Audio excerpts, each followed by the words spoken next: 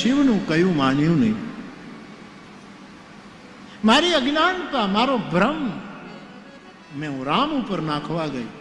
હવે હું શિવ પાસે જઈશ તો પૂછશે તો હું શું ઉત્તર આપીશ? હૃદયમાં દાહ ઉત્પન્ન થયો છે. ગાંધી બાપુ એમ કહેતા કે માણસમાં સાધન શુદ્ધિ હોવી જોઈએ. સાધન શુદ્ધિથી ઈશ્વરને ન મળ્યા હોઈએ તો ઈશ્વરની મુલાકાત પણ વિપરીત પરિણામ આપે. મેં ઘણી વખત વ્યાસપીઠથી કહ્યું છે કે શિયાળાની કડકડતી ઠંડી હોય અને આપણે કોઈ ગરમ કપડાનો વેપારી હોય એની દુકાને જઈને ધાબળો ખરીદીએ, પૈસા મૂલ્ય ચૂકવીને ધાબળો ખરીદીએ અને પછી ઠંડીમાં ધાબળો ઓઢીએ તો આપણને ઠંડીમાં રાહત મળે. પણ એ દુકાનમાં દુકાનદાર આડાવડો થાય ને એને ખબર ન પડે એમ ધાબળો ચોરી લઈને ઓઢીએ તો ટાઢ તો જાય પણ બીક ન જાય. બીક તો એમ જ રહે કે હમણાં આવીને પકડાઈ જશે. કારણ સાધન શુદ્ધ નથી. રામને મળ્યા પછી તો શાંતિ થવી જોઈએ. રામનું ઐશ્વર્ય જોયું, વ્યાપકત્વ જોયું, છતાંય ગ્લાનિ થઈ છે, હૃદયમાં દાહ ઉત્પન્ન, કારણ કે સાધન શુદ્ધિ નહોતી. હું શિવને શું જવાબ આપીશ? આવ્યા તો સહી ભગવાન, વિશ્વાસ સ્વરૂપ પરમાત્મા હરિનામનું સ્મરણ કરતા હતા. સતી આવ્યા. શિવજીએ પૂછ્યું, દેવી આપ પરીક્ષા કરીને આવ્યા, નિર્ણય થયો? હું એમ કહું છું કે મારા પ્રભુ છે, ઈષ્ટ છે, બ્રહ્મ છે. આપ કહો છો કે સામાન્ય. નક્કી થયું દેવી કાંઈ? આપનો અભિપ્રાય? અને સતી હવે જૂઠ બોલ્યા, ખોટું બોલ્યા. ગોસ્વામી લખે છે, કચ્છુ ન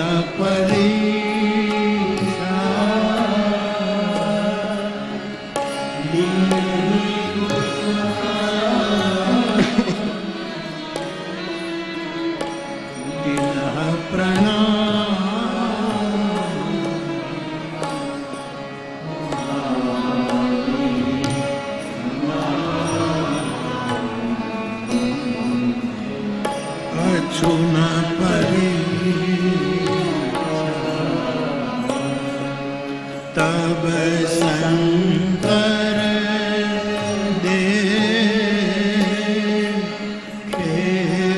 ધરી ધ્યાન સતી જો કી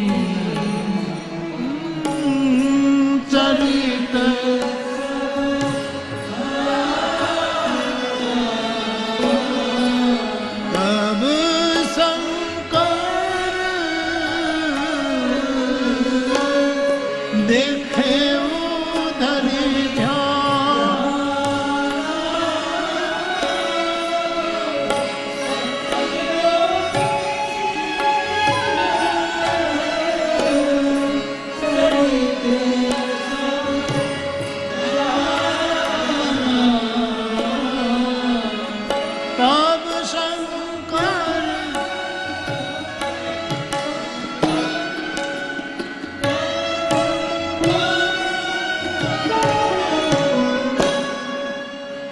કોઈ પરીક્ષા નથી કરી. સતી બોલ્યા,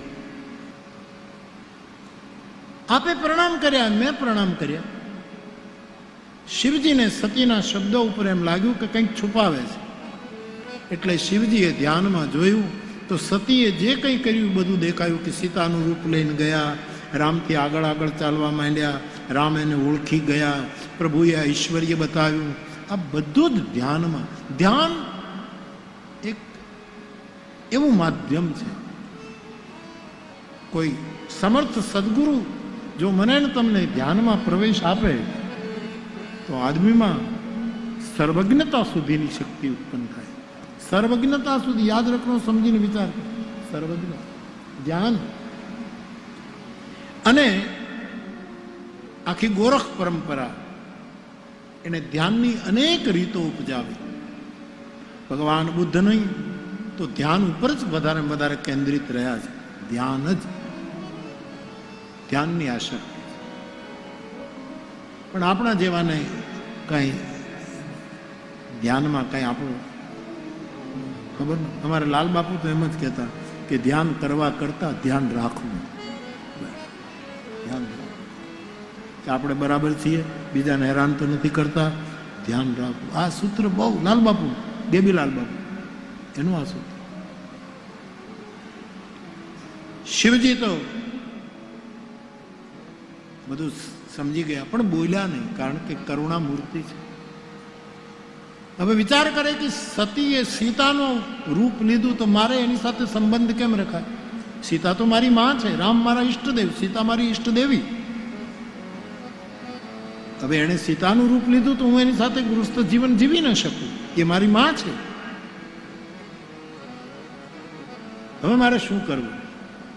એ વખતે પોતે પ્રતિજ્ઞા ન કરી, નિર્ણય ન કરી અને પરમાત્મા ઉપર છોડ્યું. ભગવાનનું સ્મરણ કર્યું કે મહારાજ મને નિર્ણય બતાવો, મારે શું કરવું? અને એ વખતે ભગવાને પ્રેરણા કરી, ત્યારે શંકરે નિર્ણય કર્યો. એક વસ્તુ આપ સમજો કે ઉતાવળમાં કોઈ દિવસ પ્રતિજ્ઞા ન કરો. અંદરથી કોઈ પ્રેરિત કરે. બુદ્ધિ પ્રેરક શિવ, પરમાત્મા પ્રેરણા આપે. ઘણી વખત આપણા ગ્રંથોમાં ઉતાવળમાં લેવાયેલી અથવા તો કોઈ પણ કારણ હોય, અમુક પ્રતિજ્ઞાઓ જે લેવાળી છે એના પરિણામો સારા નથી આવ્યા. ભીષ્મની પ્રતિજ્ઞાનું શું? હું લગ્ન નહીં કરું, અને બ્રહ્મચારીઓમાં ભીષ્મનું નામ નોંધાઈ ગયું. હું ગઈ કથામાં કે એના પહેલાની કથામાં કહેતો હતો કે સત્યયુગમાં જે બ્રહ્મચારી છે એ ચારે કાળમાં, એટલે નારદ મુનિ છે. સતયુગનો બ્રહ્મચારી નારદ મુનિ, નક્ષિત બ્રહ્મચર્ય વ્રત રતમતી ધીરા તુમે કે કરે મનોભવ પીરા. સતયુગનો બ્રહ્મચારી નારદ છે. ત્રેતાયુગનો બ્રહ્મચારી મારો હનુમાન છે. બ્રહ્મચારી ભગત બાપુ લખે છે, અખંડ બ્રહ્મચર્યની મૂર્તિ, શુદ્ધ સંકલ્પની પ્રતિમા, હજુરી દાસ હનુમંતા, જન્મવા અંજની જોશે, રામને નોતરું દેવા, બનો કોઈ એક કૌશલ્યા, સીતાને સાદ ના કરશો, જાનકી તો રામની છાયા. દ્વાપર યુગના બ્રહ્મચારી ભીષ્મ,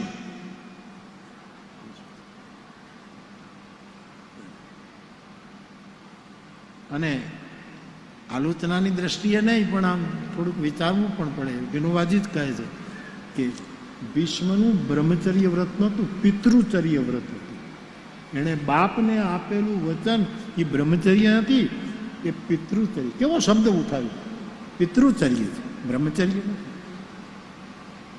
શબ્દ બ્રહ્મ ગજબ ક્રીડા કરે છે. આપણે શબ્દ બ્રહ્મની નહીં. અને મને કહેવા દો, મારો અંગત અભિપ્રાય છે, બધા હોય છે પણ મારી જાણકારીમાં નથી, પણ મારું જે જાણકારી, મારું માયલો કહે છે, કળિયુગનો કોઈ બ્રહ્મચારી હોય તો આચાર્ય વિનોબા ભાવે છે. હું માનું છું. બ્રહ્મચર્યનો જે મહિમા છે, ચારો યુગ પર તાપ તુમારો, એ ચારે યુગમાં આ સંયમની આરતી ઉતરી છે. તો પ્રતિજ્ઞા ઉતાવળે ન કરવી, અંદરથી પ્રેરણા થાય એ પ્રમાણે. સુમિરત રામ હૃદય અસ આવા, ગોસ્વામીજી કહે છે ભગવાન રામનું સ્મરણ કર્યું તો હૃદયમાંથી અવાજ આવ્યો.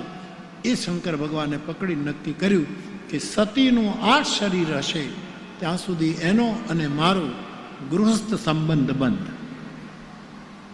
એહિતન સતી ભેટ મોહી નાહી, શિવ સંકલ્પ કિન્હ મન માહી. કેવા વેદના શબ્દો લઈ લઈને ધીરેથી તુલસીદાસ. શિવ સંકલ્પ વેદનો શબ્દ, પણ કેવો સરસ આમ લોકબોલીમાં ભાષાની અંદર ક્યાં દેવવાણી ક્યાં લોકવાણી. શિવ સંકલ્પ કિન્હ મન તન્મે મનઃ શિવ સંકલ્પ મસ્તુ. અહીંથી અહીં શબ્દ મૂકો. જ્યાં સુધી સતીનું આ શરીર હશે, દક્ષ કન્યા રૂપે આ શરીર હશે, ત્યાં સુધી મારો એનો ગૃહસ્થ સંબંધ નહીં હોય. એવો જ્યાં પ્રભુ પ્રેરિત સંકલ્પ લેવાયો, આકાશવાણી થઈ સાહેબ. ધન્ય હો મહાદેવ, આપના સમાન ભગવાનની ભક્તિને આટલી ઊંચાઈ ઉપર કોણ પહોંચાડે? જ્યાં આકાશવાણીએ શિવજીની સરાહના કરી, સતીએ પણ સાંભળ્યું, એટલે તુરત પ્રશ્ન કર્યો કે ભગવાન આપે શું પ્રતિજ્ઞા કરી? કારણ કે પોતે ખોટું બોલ્યા, છુપાવ્યું, એટલે ડર તો અંદરથી બહુ લાગ્યો. બધું જાણી ગયા હશે, કંઈક એવી પ્રતિજ્ઞા કરીએ, એટલે વારંવાર રસ્તામાં પૂછે છે આપે કઈ પ્રતિજ્ઞા? શિવજીને થયું કે મેં આ શરીર આપનું હોય ત્યાં સુધી તમારો ત્યાગ કર્યો છે, આમ કહીશ તો દુઃખી થશે, એટલે હું બતાવું નહીં, વાત ફેરવી નાખું. શિવ કરુણા અવતાર છે, એને સતી તો એની ભૂલનું પરિણામ ભોગવે છે, પણ કરુણા તો કરુણાનું કામ કરે, એટલે બતાવ્યું નહીં કે મેં તમારો ત્યાગ કર્યો. રસ્તામાં વિવિધ પ્રકારની કથાઓ કહેતા કહેતા શિવજી સતીની સાથે કૈલાસ પહોંચ્યા. કૈલાસમાં પહોંચીને શિવજીએ પોતાની પ્રતિજ્ઞાનો વિચાર કર્યો કે મારે હવે ઘરમાં ન રહેવાય, મારો સંબંધ પૂરો થયો. એટલે કૈલાસમાં એ સહજ સ્વરૂપનું અનુસંધાન કરીને, એ કેટલો ફરક તમે જુઓ, સતી સીતાના રૂપનું અનુસંધાન કરે છે, મારો મહાદેવ પોતાના સ્વરૂપનું અનુસંધાન. કેટલો ફરક પડે, રૂપ અને સ્વરૂપનું આ કેટલું અંતર છે. શંકર સહજ સ્વરૂપ સંભાળ, યા પુનિ પુનિ હૃદય વિચાર કરી ધરી સીતા કર રૂપ, નોટ સ્વરૂપ. અને અહીંયા શંકર સહજ સ્વરૂપ સંભારા, ત્યાં તો લાગી સમાધિ અખંડ અપારા. શિવજી સમાધિ, લાંબા કાળ સુધી આ સમાધિ ચાલી છે. તુલસીદાસજીને લખવું પડ્યું, 87,000 વર્ષો વીત્યા. કાળે કાળે કાળ ગણતરી બીજી હોય છે. દેવતાઓના અમુક વર્ષો થાય ત્યારે કોકનું 1 વર્ષ થાય, કોકનું 1 વર્ષ થાય ત્યારે કોકનું 1 મહિનો, આવી બધી ગણતરી છે. એમાં આપણે આપણા ભાગે જેટલા આવ્યા ને એમાં સારું જીવી લેવું, બાકી બહુ આમાં ઉતરવું. કારણ કે આ બહુ ગણતરી બહુ મોટી લાંબી છે, લખેલું બધે હિસાબ છે. કાળ ગણના, યુગોની કાળ ગણના. 87,000 વર્ષો શિવજી સમાધિમાં રહ્યા, અને આટલા વર્ષો સુધી સતી ઉપાધિમાં રહ્યા. પરમાત્મા મને કાં તો શિવ સાથે સમાધાન કરાવી દો, કાં તો શિવના વિરહમાં મારું જીવતર પૂરું કર્યું. શરીર સુકાઈ ગયું છે. કારણ એક જ હતું કે સતી રામને પામવાનો અવસર 3 વખત ચૂકી ગયા. પહેલો અવસર હતો રામકથા દ્વારા રામને પામવાનો, ચૂકી ગયા. બીજો અવસર હતો સતીને રામનો પામવાનો, જ્યારે શિવજીએ રામની ઓળખ કરાવી કે સોઈ રામ, હે દક્ષ કન્યા, આ રામ મારો બાપ છે, કબૂલ કરવામાં ચૂકી. અને ત્રીજો અવસર એ ચૂકી ગયા કે હવે આ માણસ પાસે ખોટું ન બોલાય, આની પાસે હું ખોટું બોલીશ તો હું પકડાઈ જઈશ. અને ત્રીજો અવસર પણ ચૂકી ગયા. 3 અવસર ગુમાવવો નહીં. ટૂંકમાં કેવું છે, ટૂંકમાં કહી દઈશ. અત્યારે 12 વાગ્યા છે. તમારી જે માંગણી છે એ પૂરી કરી દઉં. ગામડાઓની માંગણી 1 વાગ્યો છે, 12 નહીં 1 વાગ્યો છે. 1 ને હા બરાબર છે, સાચી વાત છે. મારી ઘડિયાળમાં જે છે એ બરાબર 1 ને 1 મિનિટ થવા જાય છે.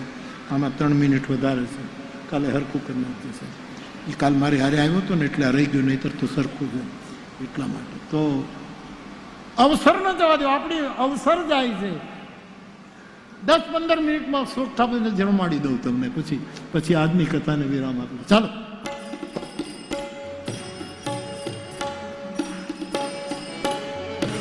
ગુજરાતના એક સમર્થ સંત કવિ પુનિત મહારાજ, જનકલ્યાણ જેમણે શરૂ કર્યું મેગેઝિન, બહુ સારા સારા. એની પરંપરામાં અનેક આખો પુનિત પરિવાર કેટલા ભક્તો થયા. એમાં 2 ભક્તો એના પટ શિષ્યો હતા, શ્યામ ભગત અને રામ ભગત. આ એના મુખ્ય પુનિત મહારાજ. પુનિત મહારાજને મેં નથી જોયા, પણ એના પટ શિષ્યો એનો મારી સાથે બહુ મારા તરફ સદભાવ રાખે. શ્યામ ભગવત મુખ્ય, અને પછી એના નાના રામ ભક્ત. એકનું નામ શ્યામ ભક્ત, એકનું નામ રામ. એમાં રામ ભક્ત એ આપણે ગામડામાં જે સોગઠાબાજીની રમત રમીએ છીએ, ચોપાટ રમીએ છીએ, એના ઉપર સત્વ તત્વ પીરસતું એ વાસ્તવિક રમતને રાખી એનો તત્વાર્થ શું થાય છે એનું એક આધ્યાત્મિક પદ લખ્યું. એ એના મુખેથી જ મેં સાંભળેલું. મહુવામાં રામ ભગતના વ્યાખ્યાનો ચાલે. હું પ્રાઇમરી સ્કૂલમાં ટીચર તરીકે નોકરી કરું. સાંજે સ્કૂલ પૂરી થાય પછી હું એનું વ્યાખ્યાન સાંભળવા માટે મહુવા રોકાઉં. મહાજનવાડીમાં એના 9 વાગે વ્યાખ્યાન શરૂ થાય. 3 કલાક હું એને સાંભળું, પછી પગે ચાલીને તલગા જડાવી. એ વખતે મેં એની પાસે આ સોગઠાબાજીની વ્યાખ્યા સાંભળી.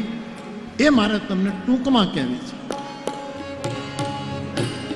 તારી પળ પળ એળે જાય છે, એ તારી પળ પળ એળે જાય છે રે, એવો સોગઠાબાજી સમજાવે તને, એવો સોગઠાબાજી તારી મૂડી મફત વેડફાય છે, એ તારી મૂડી મફત એવો સોગઠાબાજી સમજાવે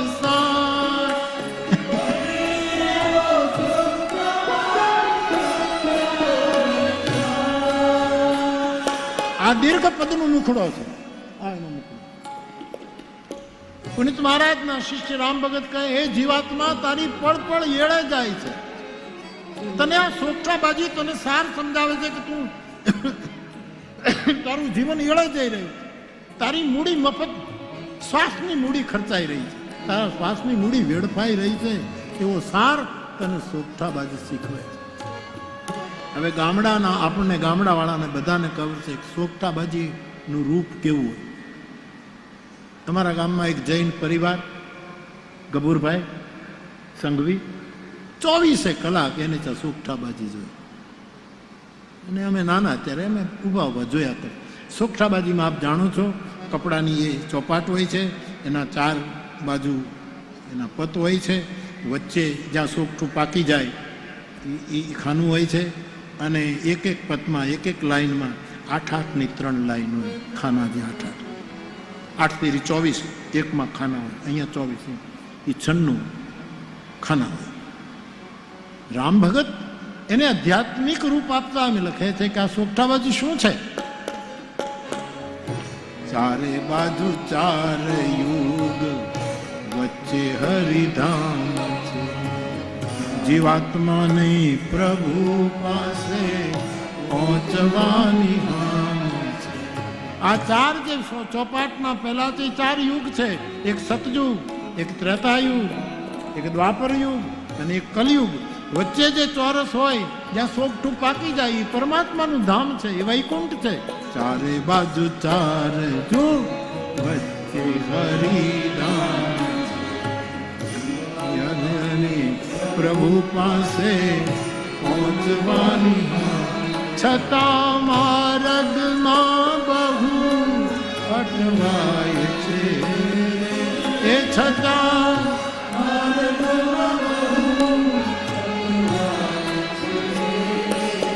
એવો સોગઠાબાજી સમજાવશે તને, એવો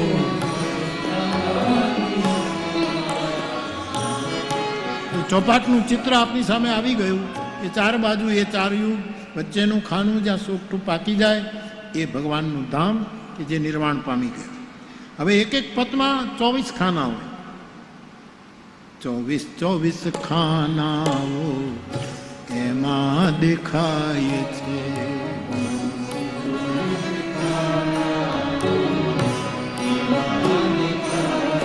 હવે સાહેબ એક પદમાં 24 ખાના હોય તો 4 ના 24 ચોખ્ખું 96 થાય. આપણે ત્યાં 84 લક્ષ યોની છે, 96 લક્ષ યોની નથી. તો આ 24 ની ગણતરી કરીએ તો 96 થાય. તો આધ્યાત્મિક અર્થ ન નીકળે. પણ રામ ભગતે ગજબ કર્યો. 24 ખાનાઓ એમાં દેખાય છે. એક એક પદમાં 3 ફૂલના ખાના હોય, એક વચ્ચે એક સાઈડમાં, એ ફૂલના ખાના. એ ચારેયના 12 ફૂલના ખાના તમે 96 માંથી બહાર કાઢો તો એ લક્ષ્ય 84 કહેવાય. 24 ખાના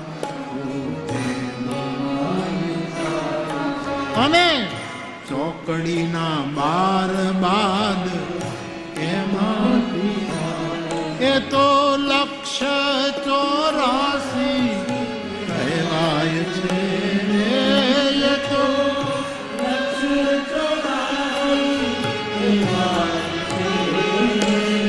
એવો સોઠાવાજી સમજાર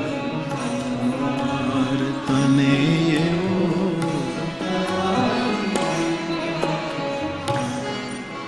તો એક પત્ની અંદર 3 ફૂલના ખાના, એમાં 4 ના 12 ખાના આપણે 24 96 માંથી કાઢવું એટલે જે ચોખ્ખા ખાના છે ખાલી એ 84 લક્ષ યોની. તો 4 પદ એ 4 યુગ વચ્ચેનું ખાનું વૈકુંઠ મોક્ષધામ 84 લાખ યોની. પણ આ ફૂલ જે છે, ફૂલના ખાના, ચોકડીવાળા ખાના, એ શું છે એનો પછી વિચાર કરીએ. પણ સોગઠા કયા? સોગઠા કયા? આ જગતની શતરંજના સોગઠા કયા? આપણે બધા જીવાત્મા આ સંસારની ચોપાટના સોગઠા છે. આપણે બધા હવે ચોપાટ રમ્યા હશે એ બધાને ખબર છે કે સોગઠાના જુદા જુદા રંગ હોય છે. 4 સોગઠા લીલા કલરના હોય, બીજા પીળા કલરના હોય, ત્રીજો વિભાગ લાલ કલરનો હોય અને ચોથો કાળા કલર. એ કાળા કલરનું હોય એના ઉપર ટપકું પીળું હોય. આ બહુ સમજીને છે. બહુ આ વાતું ઝીણ્યું છે, જેમ લોઢા કાપે છીણ્યું એવી આ વાતું છે. બહુ ઝીણું, બહુ ગહન છે, બહુ ગહેરું છે. તો 4 કાળા સોગઠા, 4 લીલા, 4 પીળા, 4 લાલ. પછી મને એવો વિચાર આવે કે ચોપાટના આ આપણે હું ને તમે સોગઠા છીએ, આ જગતની ચોપાટ, એમાં લાલ સોગઠા કયા? એટલે મને એવું સમજાયું કે 24 કલાક ક્રોધ જ કર્યા કરે એ બધા લાલ સોગઠા. 24 કલાક ખીજ જ કર્યા કરે. 2 જણા બસમાં ભેગા થઈ ગયા, એમ જ બેસે, સહયાત્રી થઈ ગયા. એટલે એક ભાઈ બાજુવાળાને પૂછ્યું કે તમે કેટલા ભાઈઓ છો? કે અમે 3 ભાઈઓ. તો કે 4 હોય તો હું કરી લ્યો? આવા જે સોગઠા હોય ને લાલ સોગઠા કહેવાય. ઊંધા જ અર્થો લે એ બધા લાલ. 24 કલાક વહુ સાધુના દોષ કાઢે, સાસુના, અને સાસુ વહુના ઉપર ખીજાયા કરે તો સમજવાનું લાલ. આજથી મારી બેન દીકરીઓ, મારા બાપ, મારો ગોંડલિયા પરિવાર, મારે તમને એટલું જ કહેવાનું કે ઘરમાં વગર વાંકે સાસુ તમારા ઉપર ખીજાય તો સમજવાનું બાપુએ કીધું હતું ને કે મારા ઘરમાં લાલ સોગઠું આવ્યું છે.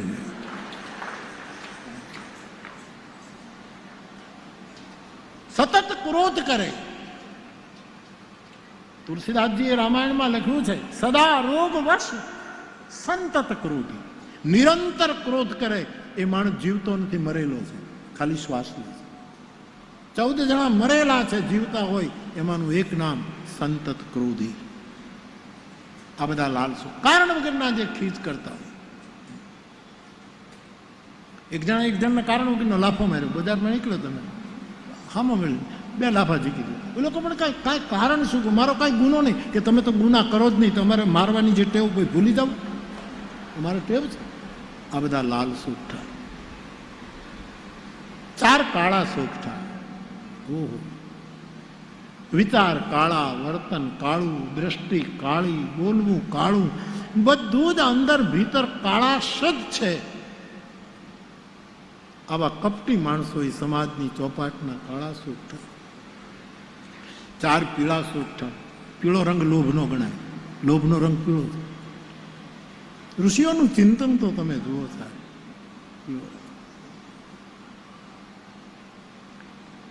અને માણસ વધારે વધારે લોભ કરે તો એ સોનું ભેગું કરે. સોનાનો રંગ કેવો? અતિશય કંજૂસ હોય, સોનું ભેગું કરે અને એનો રંગ પીળો.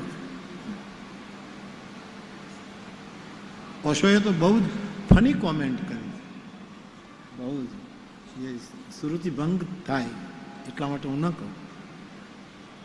તો સાહેબ અત્યંત લોભી હોય, નખ શીખ લોભી, સપનામાં કોઈને ન દે એવો લોભી. પોતાનું ઘર હળગતું હોય ને તો ફાયર બ્રિગેડને મિસ કોલ મારે. કોલ કરે તો આપણે પૈસા ભરવા પડે ને, ઘર બળી જાય એનું કાંઈ નહીં, મિસ કોલ કરે. પછી ઓલો ફાયર બ્રિગેડ વાળો સામેથી કરે ત્યારે કે મારું ઘર બળે છે, આવો ને આવો લોભી એ પીળું સૂટ.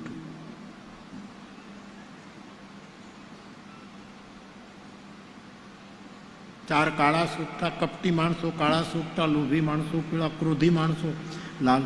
પણ 4 લીલા સાધુ સંતો આ જગતને હરિયાળું જોવા ઈચ્છે, આ જગતને આખી દુનિયાને સસ્ય શ્યામલા જોવા ઈચ્છે એવા સાધુ સંતોની દ્રષ્ટિ એ લીલા સોગઠા છે.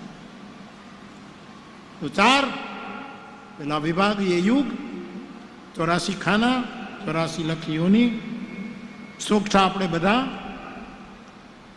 પણ ઓલા ચોકડીના 4 બાર ખાલી રાખે એ શું છે? ચોકડી આપણે રમ્યા છે એને ખબર છે, ફૂલ ઉપર સોગઠું બેસે એને કોઈ મારી ન શકે, અને ફૂલવાળું બધાને મારે.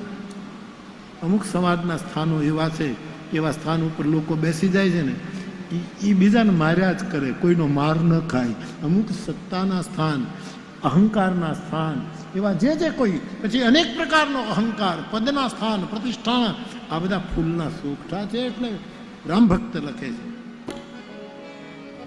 ચોકડી બતાવતું એ વૈભવનું સ્થાન છે. ચોકડી બતાવતું વૈભવનું સ્થાન, અને ગરીબોના દુઃખ કેરું એને ન ભાન છે. ગરીબોના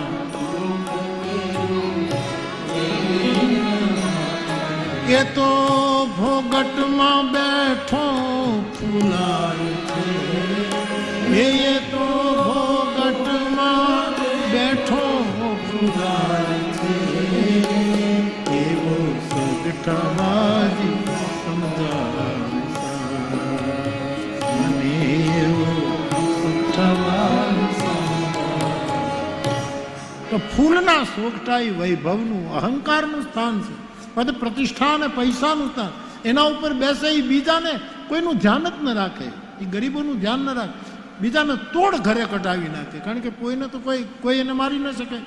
1 દાણો 2 દાણા પડે પગડે બીજાને મારી નાખે, ફૂલવાળાને કોઈ મારી ન શકે. ફૂલાઈને બેઠા છે.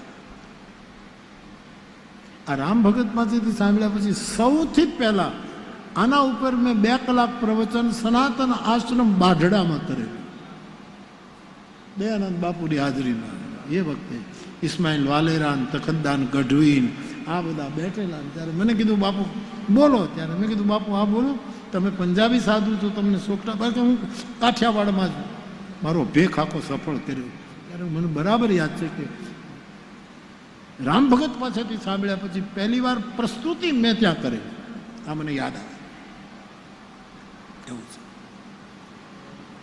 તો એ ફૂલના સોગઠા બહુ ફૂલાય છે, ફૂલવાળા બહુ ફૂલાય છે, બીજાને આંટી જાય. ફૂલનાને કોઈ મારી ન શકે. 25નો દાણા આવે પગડું ઉપાડી જાય, 10ની કોડીઓ પડે પગડું ઉપાડી જાય, આવી રીતે. પણ બીજાના બહુ સોગઠા માર્યા હોય અને બીજા ફૂલ ક્યાંય છોડ્યા જ ન હોય અહંકારમાં, પછી એક ઘટના ઘટે છે કે જે સોગઠું પાકી ગયું હોય એ ગાંડું કરે. બહાર નીકળે. આમ તો યદગતવાન નિવર્તનતે, ત્યાંથી પાછું આવવાનું નહીં, પણ અવતરેવું અપને ભગત હિત, એ પાકેલું સુખતું પરિપક્વ ચેતના એ પાછી ત્યાંથી પરમાત્માના ધામમાંથી પાછી આવે, ગાંડું કરે. અને જે રમ્યા છે એ બધાને ગાંડું ફૂલવાળાને મારે, ગાંડાને કોઈની પેલી ન હોય, એ બધાને આટતું જાય. અને રામ ભગત લખે છે, પ્રભુ કે રાધામાંથી સંત પ્રગટ થાય છે, પ્રભુ કે રાધામાંથી સંત પ્રગટ થાય, અને દુનિયાની દૃષ્ટિમાં ગાંડું ગણા. કોઈ ભક્ત, કોઈ અવતાર, કોઈ આચાર્ય, કોઈ સંત સાધુ ભગવાનના ધામમાંથી પાછો બહાર આવે સંસારમાં જગતના કલ્યાણ માટે, અને દુનિયાની દ્રષ્ટિએ ગાંડું ગણાય. જેટલા મહાપુરુષો આવે બધાને આપણે ગાંડા જ ગણ્યા. ધનો ગાંડો, પીપો ગાંડો, આ બધા જ આટલી ભક્તમાળમાં આપણે બધાને ગાંડા જ કીધા. જલારામ બાપો તો એવો ગાંડો કે એને દઈ દીધી ઘરની નાર. આ બધા ગાંડાની વણજાર, એનો ગણતા ન આવે પાર. આ બધાને ગાંડા કીધા. મીરાને દીવાની કીધી. આ બધા ગાંડા. અને આપણે બધા જ જાણીએ છીએ કે ભગવાનના ધામમાંથી પાકેલું સુખ તું બહાર આવે એટલે પેલું જે લપમાં પડ્યું હોય એને પેલું પાડી દે, એને કરી અને બીજા બધા સુખ થવા આમ ચાલે, ગાંડું ઊંધું હાલે. સાધુની ચાલ ખબર ન પડે એવી અટપટી ગહેન છે. અને અત્યાર સુધી ફૂલના સોગઠાને કોઈ મારતું નહોતું, એને પણ ઈમાન. તોડ ન હોય એને તોડ આપતા જાય. લપમાં પીડ્યા હોય, ન ઈના ન શ્રેય ન પ્રેય એવા વચ્ચે જે પકડાઈ ગયા હોય એનો ઉદ્ધાર કરતો જાય કોઈ સાધુ, અને આવી રીતે બધાનું કલ્યાણ કરે. છેલ્લે એ તો સૌને દઈ જાય છે, એ તો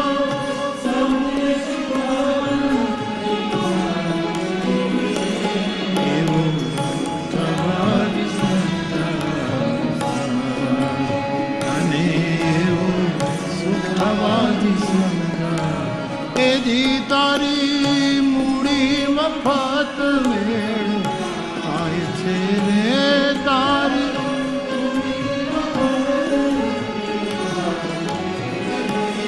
એવો સુખ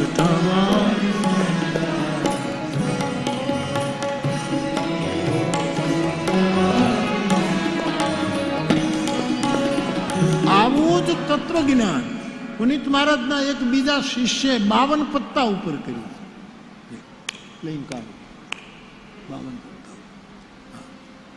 સરસ મજાનું એનું આખું નિરૂપણ જ જુદું. ક્યારેક તમને રમાડીશ. ભીમ 11 આવવા દો. ભીમ 11 લોકો પત્તા બહુ 52 પત્તા અનુસાર, અને છેવટે એનું જોકર છે એ 52 બારો છે. ખેલ ખેલી લે સોધારો, જોઈ લે બોલે 52 બારો. હવે તું ખેલ ખેલી. એ જોકર છે જે જોઈ જોઈને કરે, સમજીને કરે, વિચારીને પગલાં ભરે, એનું નામ જોકર છે. એ બધાની સાથે એ કેટમાં જ હોય. જોકર એ કેટમાં, કેટ કહે ને પતંગ, કેટ. એટલે હું જુગાર રમ્યો નથી, પણ રમનારાને જોયા છે. હા, જોયા છે. બાકી મને આવડે નહીં પત્તા રમતા, કોઈ દિવસ નહીં થાય.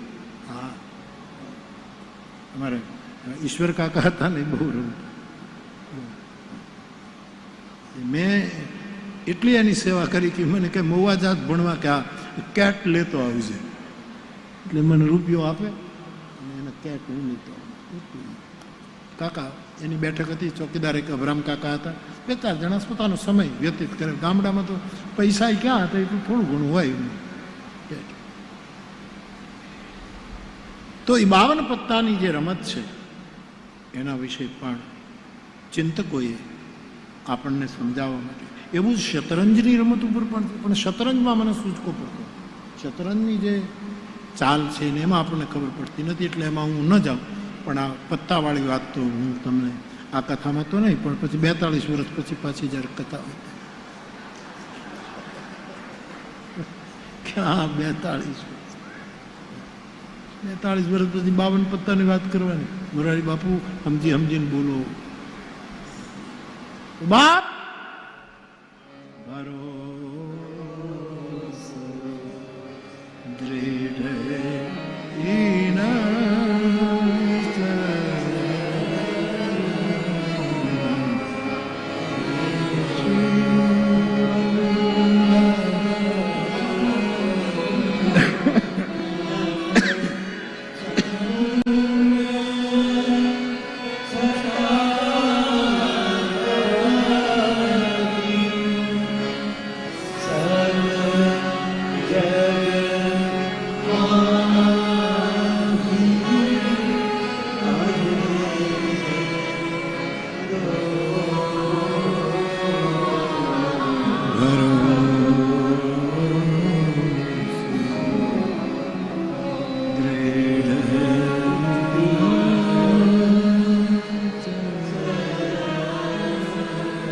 સંસ્કૃતના શબ્દોની વાત જે મેં તમને કીધી છે મારી પાસે નોંધ, એમાં એક શબ્દ તો મેં ઘણી વખત એક શબ્દ આપણે ત્યાં સંસ્કૃતમાં કુશલ છે.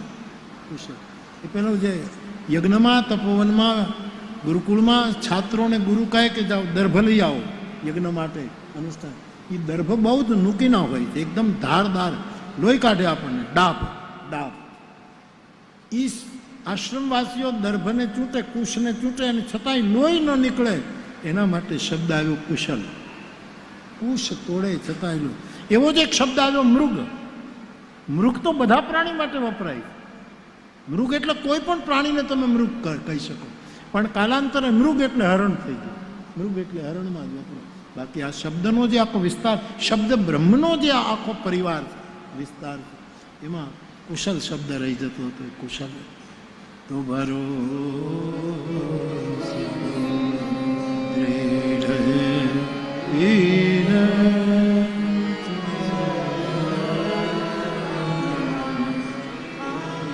છેલ્લે 1 મિનિટ. હરે રામ રામ